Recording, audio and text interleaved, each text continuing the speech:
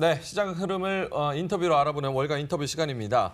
오늘 우리나라로서는 마지막 거래일이어서 그래도 네. 플러스권에서 끝나서 행복하기는 하지만 장중의 그래프를 보면은 참 이게 소장님 말대로 왜 오르는지 왜 내리는지 맞아요. 분석이 저도 필요해 이제 보여요. 시황을 준비하면서 막판에 헤드라인을 보면서 외신들은 어떻게 이 요인을 바라보고 있나 많이 살펴봤는데 네, 예. 그냥 올랐다만 있고 추가 설명은 없다. 며느리도 몰라. 근데 오전엔 이랬어. 이런 식으로만 구성이 되어 있더라고요. 그래서 궁금하신 분들 더 많으실 것 같아요. 오늘 월가 인터뷰를 통해서 그런 이야기를 쭉 풀어가 보도록 하겠습니다. 예. 자, 첫 번째 인터뷰가 바로 월가의 오늘 빈집털이에 대한 내용인데 자, 코멘트 보고 그리고 소장님과 이야기 바로 나눠보도록 할게요. 예, 데이터 트랙 리서치의 니콜라스 콜라즈입니다. 월가 빈집털이 기승 주의해야. 다우 하루 만에 1000포인트 상승. 이거 비정상이다. 미국 양도 차익 과세 변동성 초래. 빈집털이 하면 느낌이 어떠세요? 나홀로 집에요? 나홀로 집에 약간 그러면서 약간 좀 그 비열하다는 느낌이 들지 않나요? 그러니까 진짜로 그 월가 금융사들의 자리가 거의 3분의 2가 비어 있대요. 예. 지금 현재요. 예. 그 올해 이제 나름대로 좀 활약을 했던 이제 매니저들 그리고 애널리스트는 다 휴가를 갔고 이제 주니어들만 이제 자리를 지키고 있는데 이런 상황이다 보니까 오늘 장중의 변동폭이 어마어마하게 오늘도 아마 다우지수 기준으로 한 800포인트 예, 이상 800포인트 넘게. 넘어요. 네, 근데 어제 또 1000포인트가 올랐잖아요. 예. 그러니까 이걸 보면서 누가 봐도 이거는 정상이 아닌 비정상이다라는 거고 사실 오늘 있잖아요. 네. 우리도 솔직히 당황을 했어요. 막판에 갑자기 미국 그러니까요. 증시가 상승 반전해가지고. 그래프 볼 수 있으면 좋은데 그 마지막 2시간 동안 그냥 아주 위로 그냥 쫙 끌어올리더라고요. 월가식 표현으로 스카이 로켓팅이라고 해서 예. 정말요? 로켓가 하늘로 올라가듯이 갔는데 그러니까요.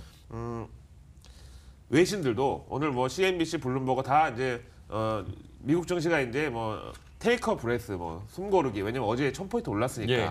그렇게 이제 제목을 올려놓고 미국 시장 이제 현지 시간으로 오후 4시 마감이니까 마감하자마자 클릭을 하려고 하고 있는데 이건 뭘까? 갑자기 뒤집어지면서 다시 이걸 막 이제 고치고 근데 오늘 있잖아요. 네. 최고의 어떤 바로미터가 뭐였냐면 예. 공포지수. 빅스 지수요. 빅스지수요.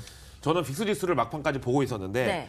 장중에 33을 넘어갔었는데 막판에 갑자기 이게 진짜 이건 벼랑 끝에서 떨어지듯이 쫙쫙. 갑자기 뚝 떨어지면서 29까지 떨어지는 게 바로 이제 미국 증시 상승하고 역동조화가 정확하게 일어났어요. 그러니까 그만큼 지금 투자 심리가 어떤 공포나 어떤 두려움이나 아니면 이렇게 좀 네거티브 정서에 움직이는 시장이다 이거죠. 그래서 공포지수 뚝 떨어지면서 이제 미국 증시가 급등을 한 이 상황을 보면서 앞으로도 공포지수를 좀 우리가 눈여겨봐야 되겠구나. 특히 이제 미국 선물, 해외 선물 하시는 분들은 공포지수 가지고 좀 거래를 하시면은 좀 재미를 많이 보실 것 같아요. 그래서 우리도 계속 이제 참고하면서 시청자 여러분들께도 알려드리도록 할게요. 예. 자, 두 번째 인터뷰로 바로 이어서 가보도록 하겠습니다. 스파르탄 캐피탈증권의 피터 카딜로입니다. 최근 증시 베어마켓 랠리 성격이 짙어 반발 매수로 인한 강세 나올 때는 신중해야 베어마켓 중 유일한 매수 동기는 싼 것. 네. 지금 고점 대비 한 20% 정도 떨어져 있죠. 그렇죠. 아니 애플이 200달러 가까이 갔던 게 지금 150달러니까 그러니까요. 누가 봐도 약세장은 맞아요 지금. 예. 근데 갑자기 애플 차트를 이렇게 보다 보니까 갑자기 좋아 보이는 거예요. 되게 싸 보이고. 싼가? 그러니까 그냥 기술적인 분석에 기반해서 매도 이런 패턴이라는 건가요? 그렇죠. 그러니까 우리 라이징 스타 종목들이 이럴 때 좋은 게 뭐냐면은 보통 주식은 귀신도 모른다고 하는데 이 우리 라이징 스타 종목들은 진짜 기술적으로 분석이 가능하고 농업적 근면성으로 수익을 낼 수가 있는 그런 종목들이에요. 농업적 근면서요. 관심과 애정과 노력? 예, 노력을 하고 신경을 쓰면 얼마든지 수익을 낼 수 있다는 게 좋죠.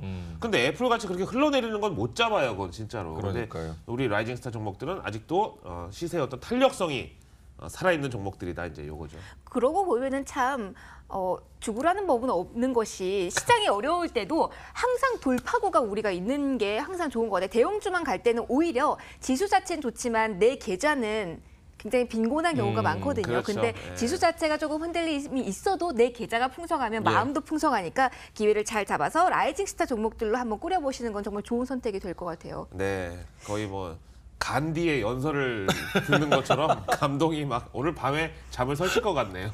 자, 소장님이 좀 우실 것 같아서 바로 예. 다음 인터뷰 예, 이어서 예. 보도록 하겠습니다. 자, 세 번째 인터뷰입니다. 얼라이언스 번스타인, 게르숑 디셈페유 프랑스 분인가 보네요. 글로벌 변동성 구간 쏠림 현상 주의해야 세상 종말 같은 투심 용수철로 작용을 하고 있다. 오히려 아시아와 이머징 마켓 증시가 좀 이성적이다.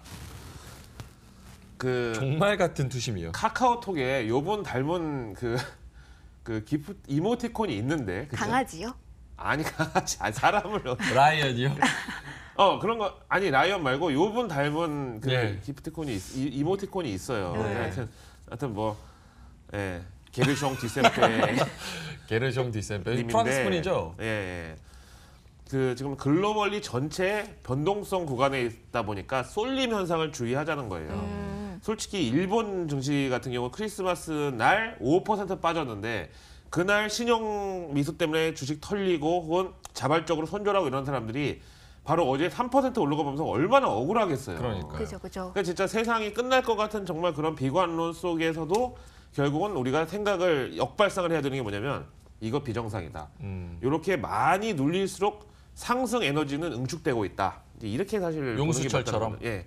그리고 오히려 요즘은 미국이나 일본이나 뭐 유럽이나 선진국 증시보다 이머징 증시가 더 이성적으로. 네. 저는 정말 놀랐던 게 이제 미국이나 유럽 증시가 막 흔들리면 신흥국 특히 동남아 증시가 우리와 마찬가지로 크게 흔들리거든요. 그런데 정말 안정적으로 특히 인도 증시 같은 경우는 오늘까지 제가 알기로 6거래일 연속 상승 이런 네. 경우가 보다 보니까 좀 이례적이다 이렇게 보여지긴 해요. 그러니까요. 그러니까 이럴 때는 오히려 그 외국인들이 이제 빈집털이 아까 얘기했지만 거래량이 적은 가운데 시장을 이렇게 웩도독으로 웩도독가 무슨 표현인지 아시죠? 네네. 꼬리가 몸통을 흔드는. 예. 강아지 입장에선 그게 얼마나 괴롭겠어요. 네. 자기 꼬리를 잡고 몸통을.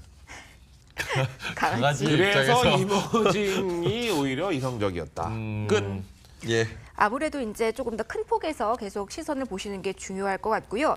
자, 오늘 장에서 오전 장에서 특히 이야기가 많이 나왔던 예, 부분이 예. 바로 소비 관련 지표입니다. 이에 대한 코멘트 이어서 확인해 보도록 하죠. 아머스트 파이어본트의 스티븐 스탠입니다. 12월 소비자 신뢰지수 급락, 월가가 당황했다.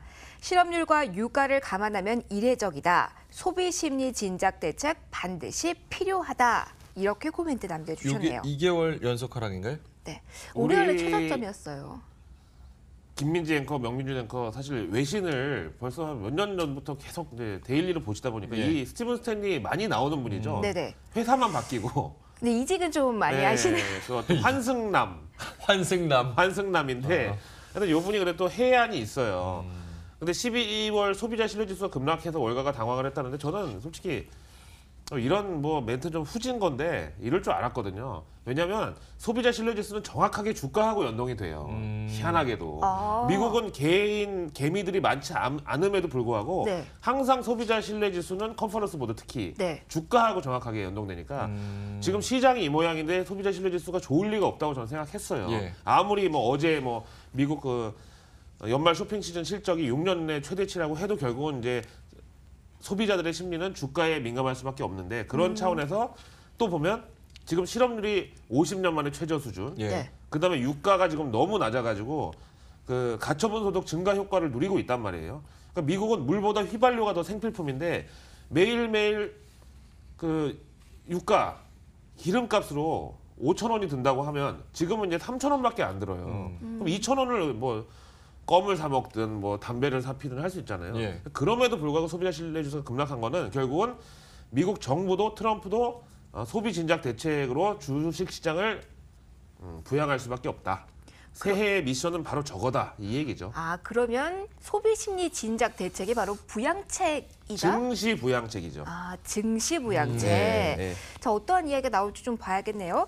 자, 그리고 이 이야기는 오늘 빼놓을 수가 없을 것 네. 같네요. 긴축에 대한 이야기네요. 예. 자, 노무라 증권의 찰리 맥엘리고트입니다. 또 나왔네요. 글로벌 긴축 발작 1월이 고비다. 만기 채권 재매입 중단 물량 대기 중. 미국의 연준 대 유럽의 중앙은행 금융시장 혼란 예상. 이분 개근상 드려야 되겠어요. 제가 그 말씀 딱 드리려고요. 약간 소장님이 선호하시는 예. 스타일이신가 싶을 정도로 자주 등장하시네요. 저는 전혀 그런 취향이 아닙니다. 특히 특히 저런 외모는 또 제 취향이 더더욱 아닌데 죄송합니다. 굳이 선정을 하신 이유가 있다면 내용이 좋아서겠죠? 저분이 네. 이번 주에 보면 진짜 좋은 얘기를 많이 하고 계세요. 근데 이제 우리가 왜 지금 연말 증시가 이 모양 이 꼴이냐. 그 투자자들 그리고 이제 시장 참여자들이 진짜 그 어떤 시장의 그 환란은 내년 1월에 온다는 건데 그 텐트럼이라는 표현 아시죠? 네. 발작. 예.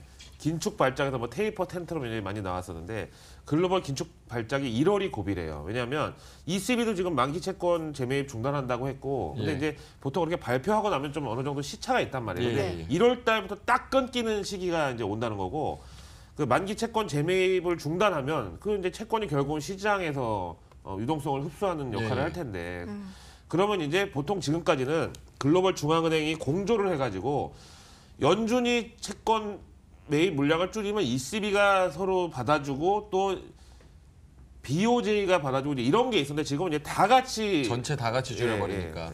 그게 이제 결국 1월이 고비라는 건데 근데 그것도 어떻게 보면 12월장에서 미리 선반영을 지금 하고 있으니까 오히려 노출된 악재는 악재가 아니다.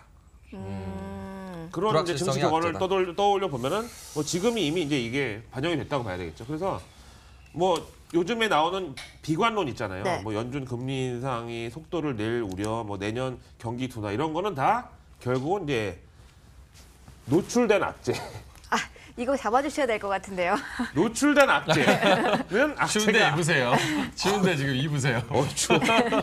악재가 아니라고요. 예. 예. 네, 알겠습니다. 그래서 우리가 이제 조금 더 긍정적인 쪽을 바라보는 그런 노력도 필요한 시기가 아닌가 싶습니다. 자, 오늘 여러 가지 이야기 나눠봤어요. 예, 급격한 변동성, 시장 상황 그리고 앞으로 전망에 대해서 김희욱 소장과 이야기 나눠봤습니다. 고맙습니다.